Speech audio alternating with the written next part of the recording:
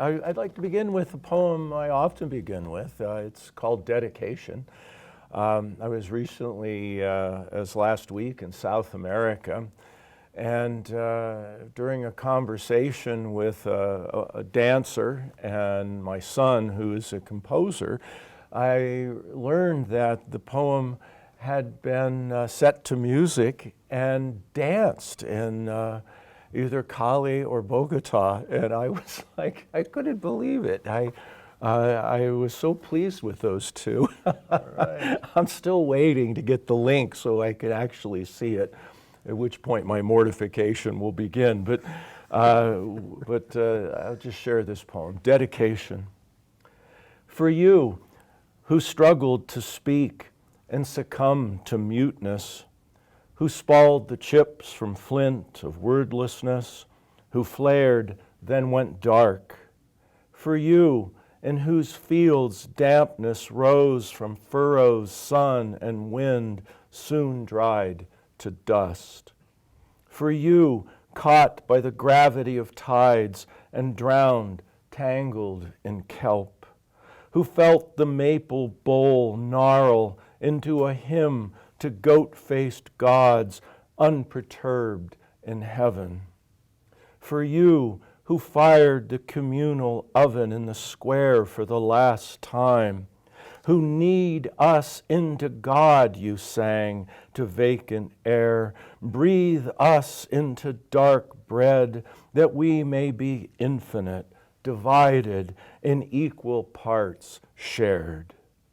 For all who found muteness uninhabitable as ice-scoured stone, as barren glacial milt, snowfall without laughter of children, who cast off shoals confident abundance glimmered in gunmetal seas, who stood alone like the soloist at the end of music, wailing into the bell, querying air with wounds, who aspired always to a form surpassing all other forms, who, unwilling to yield, believed in broken cries.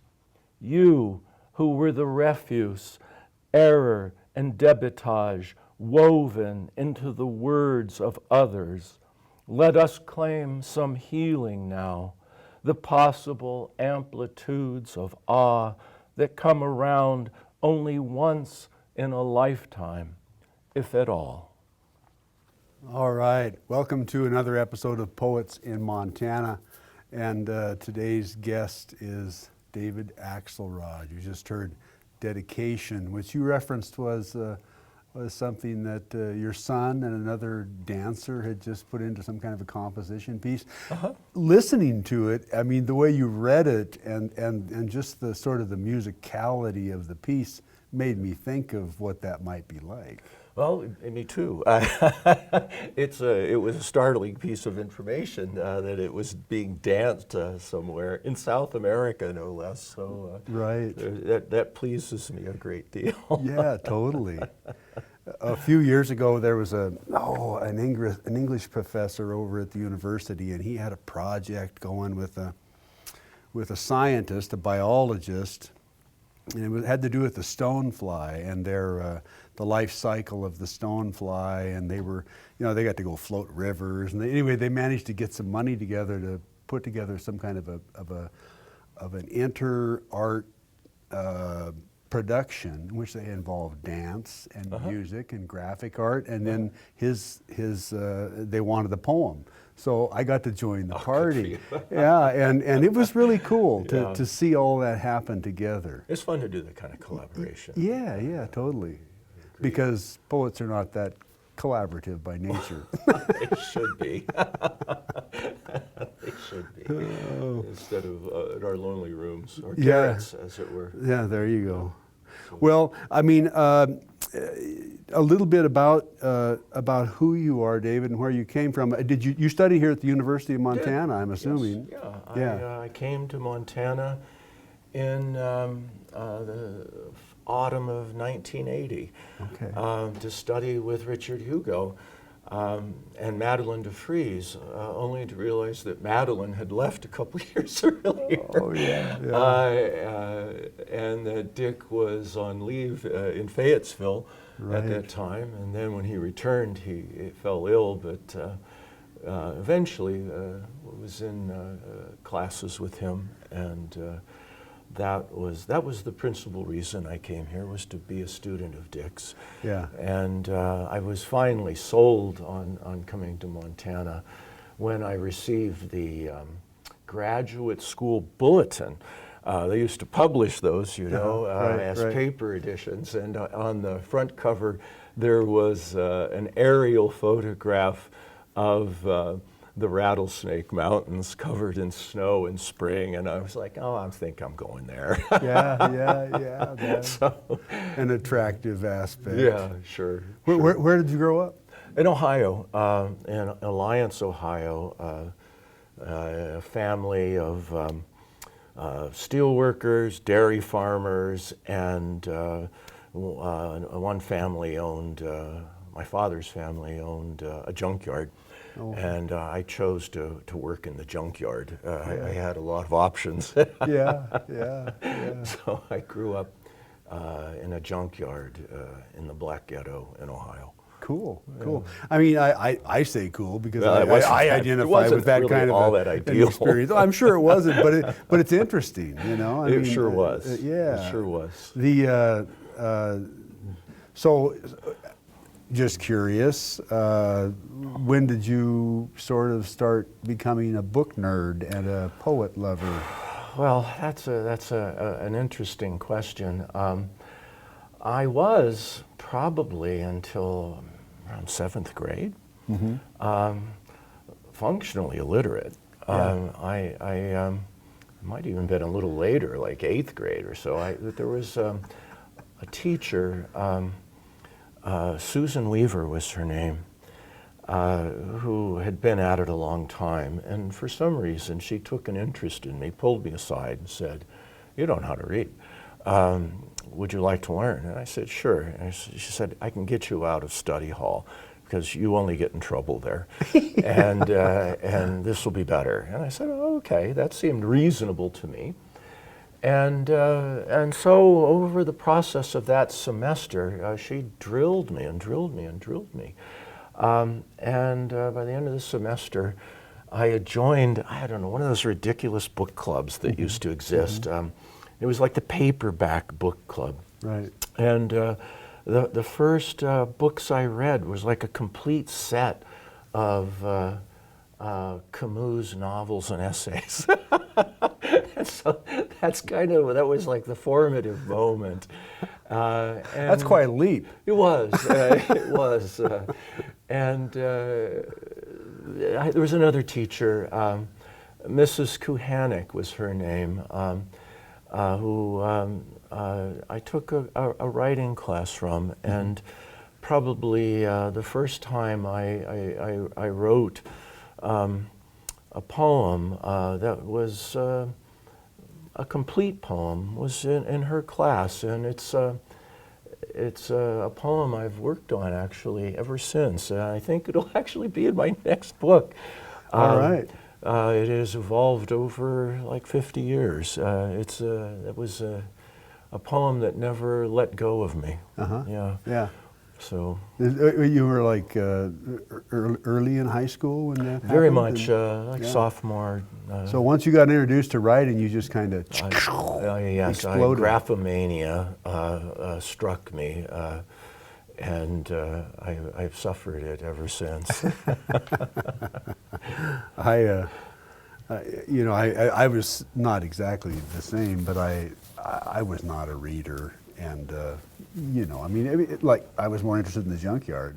Oh, sure. And that kind of thing, yeah. There were things you could find to read in the junkyard, in the trunks of old cars, but more picture they're books. More picture-like. Exactly. Yeah. But yeah, same thing. Somewhere in high school, things just kind of clicked, and it was like, wow, this is another world. So very, very cool. Well, do you want to share something else before we chatter some more about life in the Life Missoulian, Bio lane as we or whatever? otherwise know it. Well, I have no idea. I was going to go back to some early poems, just to give you a sense of where I started. I think maybe the effects of having been a student of Richard Hugo's. I was drawn to Hugo largely through my love of James Wright and Theodore Roethke. Theodore Roethke's rolling the vocables, as he used to say. Dick certainly did that as well, although his music was different than Roethke's, and I think ultimately quite different than my own. But this is an early poem. It's called Winesap, Chenango, and Spy, recognizable as old species of apple. Old men paid us 2 bits a bushel to cull windfalls whose skins turned caramel and flesh to mush. Cottony wefts of mold sprouting in circles around wormholes that would have tainted the cider trickling from layers of mash under the pressboard. They screwed one turn, paused to smoke as juice dripped, then crushing out cigarettes, tightened another turn of the well-oiled gear.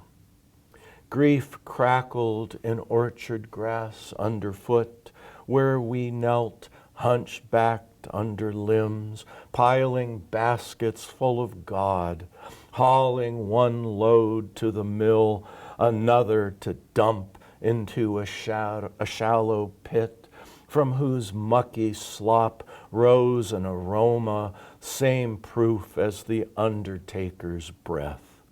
Just a whiff of that yeasty rot staggered us, made us giggle with glee, and for weeks we drank ourselves sick, farting, silly with the shits, until what was left over grew eyes in the garage, began to freeze and thaw, hardening in the lethargy of slush, an infinite wisdom elaborating its own demise, its finale going extinct in the night that surpasses day. That haven of limbs as intimate as a nest, a woven canopy of node, leaf whirl, and spur, the whitewashed mill, the old men laughing together at ease. Nice. That was great. I mean, it was such a great illustration of a Dick Hugo student evolving into their own poet. Sure, you know what I mean? sure. In a way, I mean, because Sure. it's just so Hugo as it begins, Well, and all of that, those hard sort of things that he does. Sure. But that whole last stanza was something different. Sure. I mean, it really was. I thought that was cool. Well, the way that worked. yes, Sir Thomas Browne introduces himself, Yeah, I guess, yeah. at the end there. Yeah. But Dick was nothing if not maximalist. And I think over the years, I have evolved from that sort of maximal stance, partly in response to something that Charles Wright said when he was named Poet Laureate of the United States. He was asked how his work had changed, and he said, "Well, I say a lot more now with many fewer words." And I thought, well, that certainly seems like a worthy ideal. And it brings up the idea of late style in an artist's life, regardless of their medium. I think sometimes we look down on late style, but I have to say I've come to appreciate older writers, older artists, and the way their work becomes more and more efficient and transparent. Yeah, well, I mean, we all change, right? With let's hope. age, with age, we just change. So there's no reason why the writing shouldn't change too. Sure. Yeah, but I mean, I think that's interesting. Dick had such of a strong influence on everybody that went through the program, I think. I remember when I first, James Welch, that first little collection, which is such of a strong collection of poems, but that truly echoes a lot of Dick, you know, in those poems. And you just can't get away from it because he was so influential, I think. I just had my students read that, and Riding the Earth Boy 40. And I found it a really astonishing book to reread it again after so long. And frankly, I wondered if once Welch had found his voice, he claims he hadn't before he knew Dick, if in fact the influence wasn't two-way. It was more a mutual case of each learning from the other. I am so impressed by the language of horsemanship, for example, in Welch's early work. That just breathes with a kind of colloquial authority that I deeply respect. And I wondered if he didn't mature really quickly, and Hugo learned as much from him as he learned from Hugo. Yeah, I'm sure. I mean, I'm sure, you know, because, and Dick, I guess, didn't live that long to find out what that late age would have been like. But yeah, absolutely. He went too soon. But he did, I think, he was influenced by a lot of the native writers that he was exposed to when he was here, I think. And in his late work, his last group of poems, a handful of them, were there was an openness and even a kind of slackness at times, and I don't mean that in a negative sense, but in a positive sense. There was a little more air to breathe, I thought, and yeah, it was a tragedy that he didn't get to pursue that vein. Yeah, take every day we can get. Days are numbered. Yeah, well, another thing, I guess, that in terms of your biological background, your bio world, you taught at Oregon, Eastern Oregon University for a number of years. I think for about 127. Yeah. And I am still, I still have some students there, and I have one more round of teaching this spring online. Okay.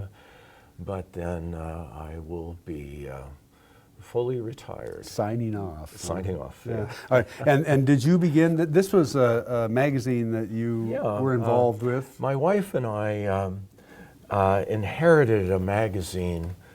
It was very popular in the Willamette Valley called Calapooya. Oh, I remember that.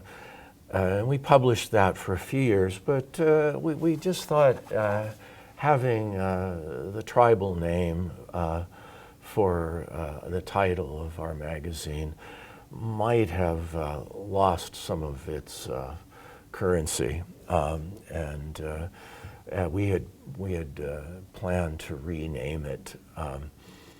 We didn't quite know what we were going to come up with. I said, "How about Black Lung?" Or tar, and she's like, "Why don't you shut up?" And I said, "Okay." We were driving down the Columbia Gorge, and I said, "Well, let's call it basalt." And we looked up the definition, geological definition. It's dark-colored, fine-grained, and I thought, "Oh, that's perfect. That would be a good motto for the magazine."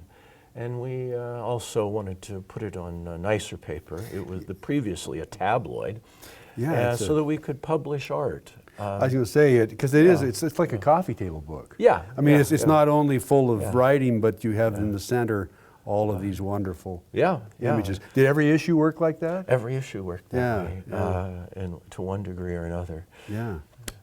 Yeah, that's pretty cool.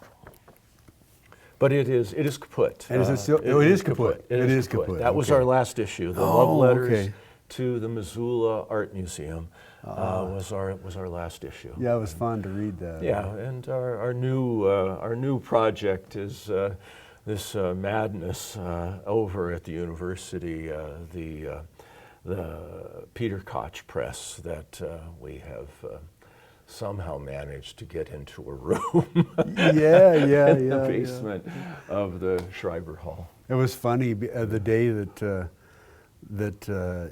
that was going to be moved, and I was going to catch up to you that day because we've been trying to get together for a long time to do this, and I drove over there to Schreiber Gym. It's in the back of the old Schreiber Gym, the men's gym on campus, and I stopped and I kind of looked back there. I could see it was a Penske truck or something like, some kind of a rental truck. And I looked back there, and the back end was open, and all these 2 or 3 guys were in there. Everybody was looking in the back end, and I thought, well, they're very busy.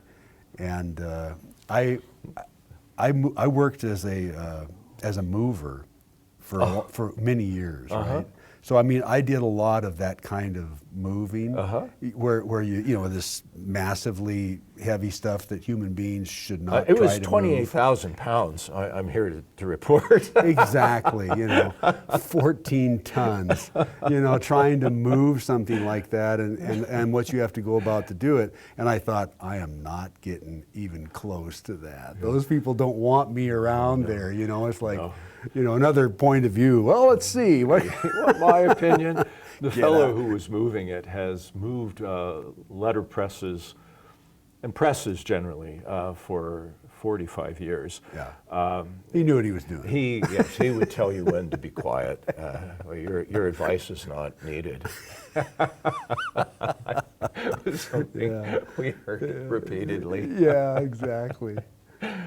So anyway, you've got it moved in, and is that a part of a teaching? I mean, a degree? Yes, it's going to be a certificate that is offered both at the graduate and undergraduate level, and I believe some MFA students and some BFA students have already expressed interest in doing a course in the fall and in the spring. And so it'll be a collaborative effort, and I imagine our goal, in addition to learning about the history of letterpress and history of book design, will be to produce a collaborative chapbook of some kind. Sure. So and some broadsides. And broadsides, absolutely. Yeah, I think we'll do a broadside this spring. You'll be hearing about it. Yeah, I'm sure that'll be fun. Do you know Aaron Parrott? I do. Yes. I just spent the last weekend with him. We did the Poetry Out Loud thing over in Helena. But I mean, his territorial press and all the equipment that he inherited got from Peter, and I think he will likely be invited to join us in some work at some point. He was in the process. He said, "Well, what are you up to?" He said, "Oh, I'm finally getting around to those tiny dildo poems." I said, what a happy what piece poems? of information. It's like Greg Keeler and Earl Craig got together and wrote these silly, funny tiny dildo poems. So I'm looking forward to seeing that. Tiny dildo poems. Yeah. Well, say no more. All right. What a lead in. I don't know, but I'm not sure what I will offer you next. In response to that, I'm thinking, I have no memory of where that poem is.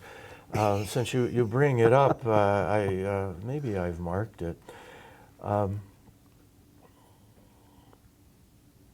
offer this. I missed my parents today, a drinking song. I'm sure that they were drinking when they wrote these poems. I missed my parents, a drinking song. It's always baffled me how they behaved, as if they'd never found a thorn inside a loaf of bread, never cursed a butcher for the filth he claimed was boar's collar. After famine years, they sang like this every autumn, arm in arm with friends. As true then for them as for me now, nothing at all disturbs, not the queue outside a latrine, not the sulphurous stench of the baths, not even trombones squawking in the town square. Yes, I'd like another cup of wine. Yes, naturally, fortify it with a shot of schnapps. Let the sun slip early under the hills. I won't complain. Let darkness clobber me like a tall wave rolling out of the north. Frost will spread its paralysis, filigree fields glaze the cobbles into hallucinatory swirls. No one expects to be spared. We know birds returning south carry disease. We won't hear any special pleading, all exemptions denied. Winter is going to prove whatever it has to prove, as I intend to spend what I provisioned, giving away all that I have left to give. Of my Lord's wish for my happiness, I've little doubt. What greater happiness than this festival? The cups continuing to move and the booths continuing to sell. Arm in arm in the passageway, singing verses that baffled me when I was young, and no reason now to break the spell. Yeah, nice, nice. That was one of the ones I marked when I was reading through your stuff earlier. I thought, oh, that'd be a fun one. And I think actually it just recounts going to a Christmas fair in Germany with friends, and the song when your beer is empty is you start singing wo ist der Mann. Mon, which is, where's the man that pours the beer? Yeah, there you go. And start linking arms and chanting it while the poor person who is serving everyone Starts is running scrambling from table to table with pitchers. So you spent about a year or so in Germany teaching? Well, off and on. After our children left home, we lived in this small town in northeast Oregon. Always a little bit a fish out of water there. When our children left home, scattered into the world, we started finding work abroad. And so for the next 10, 15 years, we traveled abroad to teach for a term or a summer. We would stay maybe as long as 8 months at a time. Always came home in order to plant a garden and get it going before maybe we left again and came home to harvest it. But yeah, we did that just to keep ourselves agile and alert and growing. I don't know that we felt quite at home anymore once our children had gone. Empty nesters. Very much so. And we spent a lot of time coming here, returning here as we had throughout our lives. And finally, when the opportunity arose, perhaps the very last opportunity for us, we sold our house on a whim in a day. And we said, oh, now what? And so we bought a place here. You landed in Missoula? Right before COVID, and in February 1st of 2020. And so we finally accomplished what we had hoped to accomplish for decades. Good timing. And, to get settled before COVID. Yeah. When the world shut down. And I guess I could read a little bit about That I should have brought a new poem, a new COVID poem, as if the world needs any more of those. But some poems from just that period of time. This is called Apostles of Imminence. I'll dedicate this to Sandra Alcazar. She likes this poem. She says, you should do that more. And I'm like, well, I never asked her what she meant, what exactly it was I was doing. But she liked it. Apostles of Imminence. We sometimes meet people who don't want to live in the present. In their darn sweaters, patched trousers, long hair lifting in wind, they seem startled when we happen upon them in the forest, bogged down along 20 miles of drifted road. Their wagon, minus its wheels, the woman holds the team of sway-backed horses as her man repacks axle bearings in muskrat grease. They have grown pale with self-reliance and want to relitigate the past, argue history. They are full of praise for hand-forged nails, the striking of movable type and lathing of hames. Though for them, hope went extinct, a feathered thing circa 1970. And now, stranded in latter days, they bear the melancholy burden of the past and warn us there is a future only they, drilled in privation, can abide. For the time being, though, should we help to pull them free, they will barter with us goat cheese wrapped in oilcloth, wild honeycomb, a pint of bitters. We took the pint of bitters. Nice. So that's a real incident. What was the title of that poem? It's called Apostles of Imminence. Apostles of Imminence. And I would presume they are those apostles. And another poem from basically the same time. This is called Lastness. And yeah, I mean, this is just the moment before we left Oregon to return here. Mm-hmm.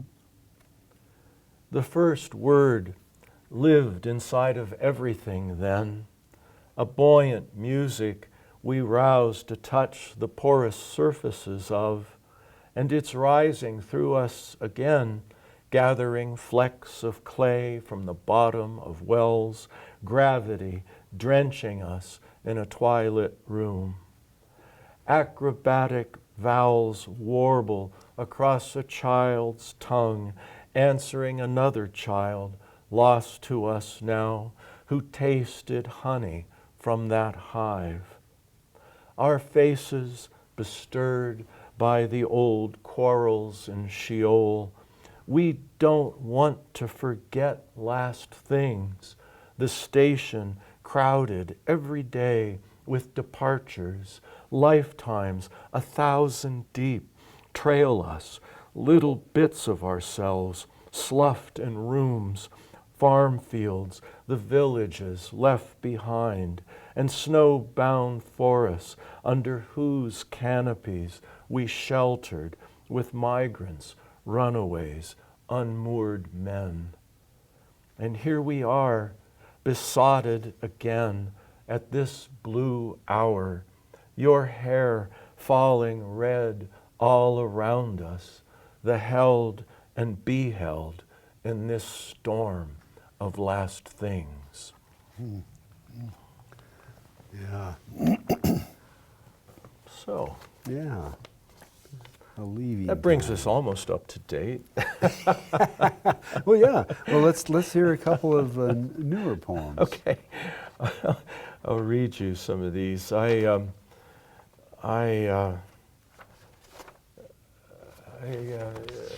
actually happened too. I mean, there are many elements here that have constellated themselves, but I really was asked the question that is in this poem, which I thought, good Lord, why would you ask? What good intention could you possibly have asking such a question? This is called Online Training Retreat. And yeah, this is definitely a COVID-era poem, if ever there was one. During the video conference, they asked if anyone could describe an abyss opening between intentions and impact. The way people collide with houses they didn't live in or come home to the wrong asteroid every evening. Your mother's orbit tilting always toward whatever gravity seized her next.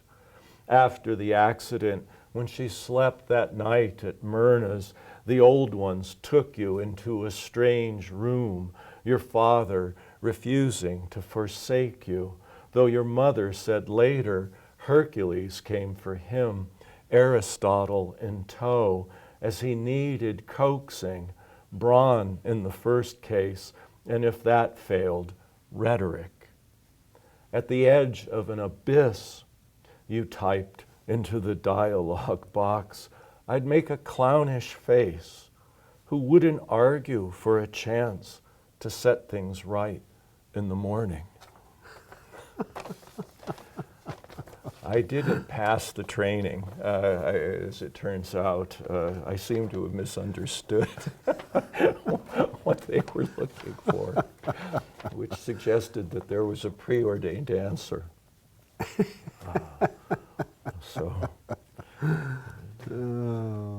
But I'll just read another. Yes. This is another new poem. It's called A Small Reckoning with What Appears to Be True. A cornstalk stands up after harvest, casts a shadow like a man's hanging from a pole, a gap in meaning that flickers gone, as when I found my father's boots at the back of a closet and returned them to the cellar stairs. By then, he was already 3 years dead and seeing his boots again, where he took them off after work that first winter, I remember. My mother laughed. He'd played another joke on us. There must be some measure for the aggregate of griefs that tempered those years. We failed ever to speak of it again until, lonely in her 80s during the quarantine, she recalled how her bewilderment that evening smelled like the nearness of rain. Nice ending. That literally, 60 years had passed since that incident, and she said, "Oh yeah, I remember that." We had never spoken of it. And I'll read another one. I have hearing aids. When I was in South America just now, I met a young man whose parents, neither of whom could speak or hear, and they don't have good social services there, and he had taught himself sign language. Taught them to sign, and it has improved their lives. They were literally surviving. I don't know if you've ever been in, Cali or Bogota, but no. I mean, it's horrendous. The traffic, the chaos, the pollution, the noise. But people will stand like on medians in like 6-lane highways, trying to sell you stuff, and that's what they had done. But once they were able to sign, they got it together, and now they literally support themselves, serving fresh juice fresh squeezed fruit juice from the back of a cart attached to a bicycle. Huh. But they make ends meet somehow. And pretty humbling to spend an afternoon with them in silent conversation Yeah. with their son, and then walking up above the neighborhood called San Antonio, which is close to the center in Cali, in the park where the recent civil strike started that led to the election of the first leftist Right. government. But this poem makes some reference, fleeting reference to that. It's called Heart of Hearing. The day they closed the dam gates, slack water drowned a city people dwelled in for 12,000 years.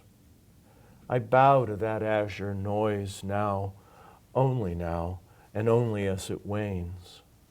The voices murmuring across the table in the dark are no longer speaking to me. I'll have to look up what the hermit thrush is singing here in this hushed back of beyond. The gutturals and glides are all worn smooth as cobbles. At dinner on her 90th birthday, I wanted the daughters to stop shouting in her face. When I told that story to a man who from birth had never heard nor spoken a word, he taught me to sign the command to lift abundance's song into my arms. Sometimes still I feel a tremor in the air alongside the creek, and that's the drone a riffle makes beside the trail and that limestone cliffs reflect. Winter's soundproof room weaves a baffle of clematis and bare dogwood. It's enough to read that Chuck and lisp mean one hermit thrush to another. Be still, stop foraging in the forest debris, disappear. Those are some of the new poems. Yeah. Well, the one of the things I noticed looking over your shoulder was that and in reference maybe to what you were talking about earlier, and sort of the evolution of your own work in terms of the form and the poems themselves. There's shorter lines there. Well, and yes, You're writing right now. You're writing in a little bit of a shorter line. Yeah, something about what Charles Wright said that I mentioned earlier about saying more with fewer words. The energy of a long line poem is so much more athletic, and one of the ironies, I think, of writing, for me anyway, is just relearning how much I love the kind of nuance that can emerge in a poem that has more variable lines, and the kinds of rhythms that you can bring into the poem. And I suppose the different kinds of emotional or psychological expression that attaches to those different rhythms. And I mean, one of the things that I guess what I was getting at about irony is that you look at the longer line and it demands so much energy and athleticism. The shorter line less so, but often if you read a poem in short lines, like some by Lorraine Neidecker come to mind, they can take longer to read than a poem that has hundreds of words. And there's something about allowing space for silence and a pause. Yeah, there's that- something about the end of the line that kind of invites the pause. yeah, Even if there's absolutely. no punctuation point, Um, it invites a pause, and then that does create, a breathier, and longer. and, Yeah. I always tell my students that rhythm is a relationship between silence and noise. Rhythm isn't just noise. Right. Yeah, silence is pretty important.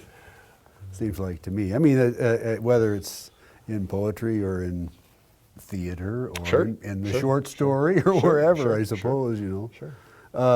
And one of the things I was going to ask you, because the title of this book, and then in the previous book or the following book, there's the poem, "What Next, Old Knife," and that expression. Where does that expression come from? What is that? Well, thanks for asking. You're the first person ever to ask. Really?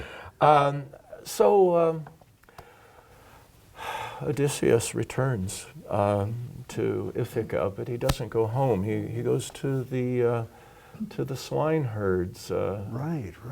hut, and the swineherd recognizes him and calls him Old Knife. That's right. Yeah, That's right. He calls him Yes. Old Knife. Like he's ready. He's ready. He wants trouble.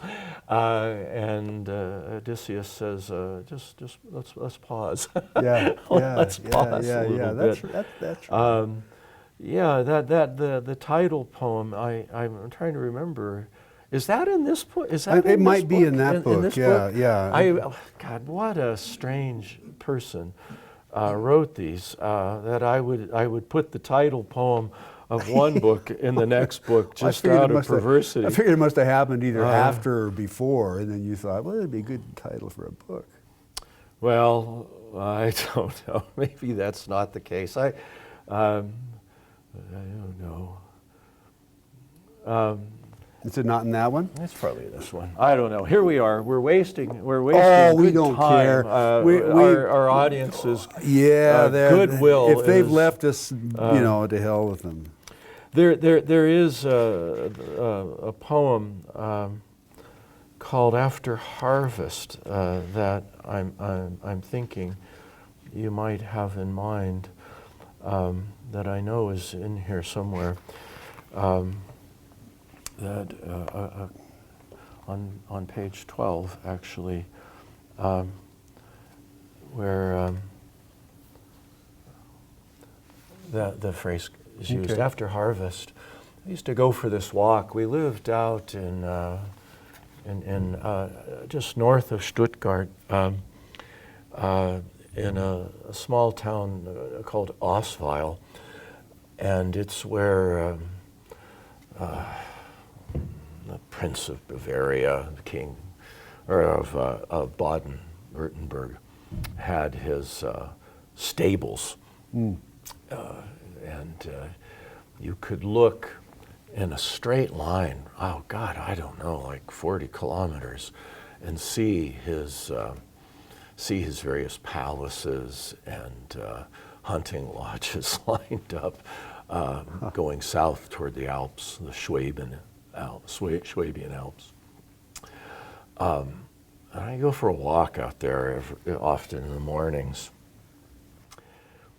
After harvest, if lovers part at dawn to hang all day on the thorn bush of torn wrists, if bare beech woods on far hills remain immobile as stone, if crows rising with the sun shatter ice from swaying ferns, or on the river near a creosote plant swans float in a sheen of oil, if a gray cat yawning arches its back and claws the bark of a tree, if houses turn imperturbable facades inward, shuttered and still, if it's the final lull, if it's mud loosening its grip, an iron door swinging on dry hinges, Old Knife and pigs grunting down the chute, if its abundance, obscene lethargy, spoiled grain beginning to mold, harvesters departing, and mounds of sugar beets at the end of a field glowing faintly as faces in corpse piles. What next, old knife? Yeah, that might have been it. You got toward the end there, and that's what, came And back to me. I think of Old Knife in many ways as being another name for God.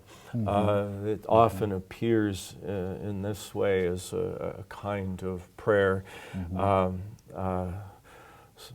Yeah. What next? What next? What next? What next? And those poems, the poems in this book were mostly written during the invasion of Iraq and the subsequent war, and the weirdness of being abroad at that time, and watching goodwill toward our nation rapidly vanish, Right. As it has now for the Russians in Ukraine. Right. Yeah. Yeah. War. What is it good for? Edwin Starr, a very good song. Absolutely nothing. Say it I again. think. Say it again. Yes, indeed. It takes you back. Well, we have a little bit of time left, but I think we're getting almost to the end of our time. Is there one thing that you'd like to share before we get out the door, or talk about? Either way. Well, I guess I would say out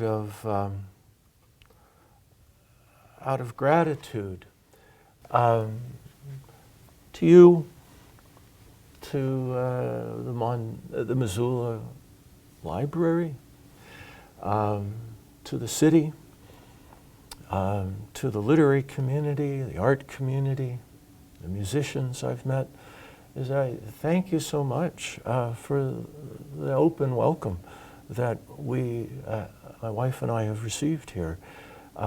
It's meant the world to us, really, and has given us a sense of stability and belonging that we had longed for, literally for decades, since the day we drove out of Montana in the spring of, or the autumn of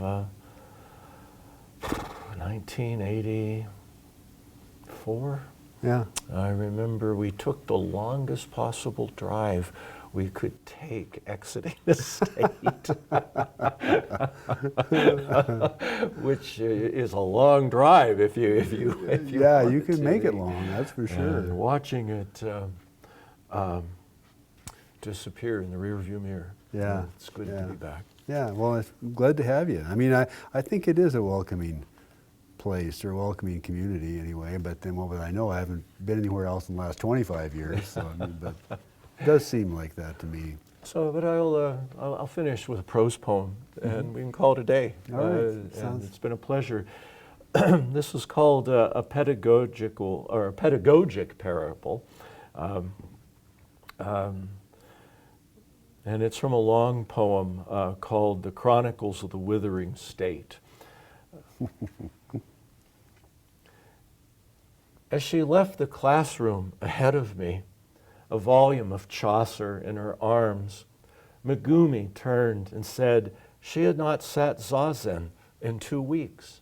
This is why I am so petulant in class. A moment later, in the lavatory, I tried to splash water on my face, but I had no face. In fact, I had no head at all.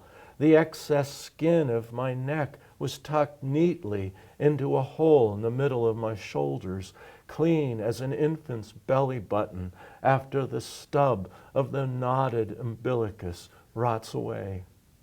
I felt compelled by this odd circumstance to quiz my next class on the possibility of living without irony or guile. But they were freshmen and only stared at me in silence.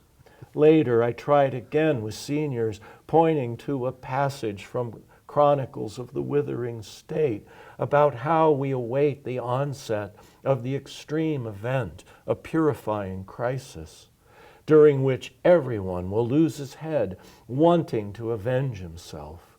Of course, we will brutalize our neighbors. Of course, wells will be piled full of corpses that come out gray and bloated months after. And of course, everyone will later feel ashamed, repentant, and not eager ever to do it again. No, no, no, abandon plumb and square, by which the chronicler meant to advise us that it is always preferable to nail the mezuzah askew at the threshold, remembering to press a kiss to it with your fingers as you enter and leave, to recognize how an African weaver deliberately perplexes the perfected pattern of his design with a bright, errant thread, or how the ceiling in the abandoned mosque, despite the Arabic precision about the mechanics of heaven, draws one's attention upward in awe of its stylized chaos, the beautiful cartoon of the mind of God. Perhaps even Megumi's odd inflection of a medieval English meter. If not these imperfect forms, headless as we are, to what else shall we bow? Thank you very much. Well, thank you very much, David, for coming back and joining us in Montana again and sharing your work. It's great. So that's it for today, I guess. We'll be back next time with another poet in Montana. Thanks for joining us. Bye-bye. Thanks for joining us.